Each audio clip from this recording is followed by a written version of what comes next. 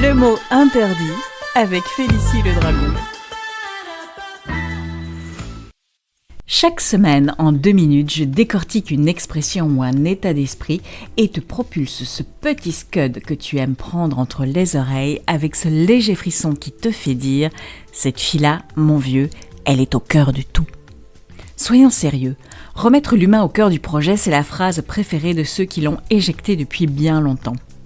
On ne remet pas l'humain au centre, on y met une certaine idée de l'humain, avec une version stylisée, propre sur elle, avec un sourire bien marqueté. Un humain sans fatigue, sans contradiction, sans aucune revendication. Un humain qui sourit sur les affiches et se raconte dans la newsletter des RH. Le même qui disparaît dès qu'il faut prendre une décision coûteuse. Parce que l'humain est déjà au cœur, il n'y a pas de projet sans sa pensée, sans ses ambitions. Alors pourquoi vouloir le remettre au centre ? Parce que pendant toutes ces années on l'aurait ignoré ? Cette phrase sert à tout justifier, les réorganisations, les transformations et les plans sociaux. Et plus c'est violent, plus on rajoute de l'humain. C'est un sirop dégoulinant sur ta claque. L'entreprise s'en sert comme d'un antidouleur. Et quand elle ne sait plus où elle va, alors elle promet de recentrer sur l'humain. Traduction, on n'a rien réglé, mais on va parler plus doucement pour ceux qui sont restés. Plus le problème est structurel et plus la réponse est cosmétique. En réalité, l'humain reste un budget, une ligne à optimiser, une variable d'ajustement.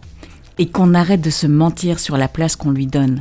Parce que dans le monde réel, l'humain n'est pas un centre, c'est un risque et une contrainte. Les marques l'utilisent pour se blanchir, elles te vendent du care dans des pubs filmées au ralenti pendant que leurs salariés tiennent grâce aux anxiolytiques et aux CDD. Et puis, il y a cette absurdité fondamentale. Si tu as besoin de remettre l'humain au centre, c'est que tu l'en as sorti et que tu as été grillé.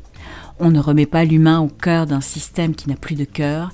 Lui dire autrement, c'est faire de la poésie sous influence. Et l'entreprise n'a jamais sauvé qui que ce soit avec de la poésie. Alors oui, il faut interdire cette expression, pas pour défendre l'humain et ses travers, mais pour défendre la vérité.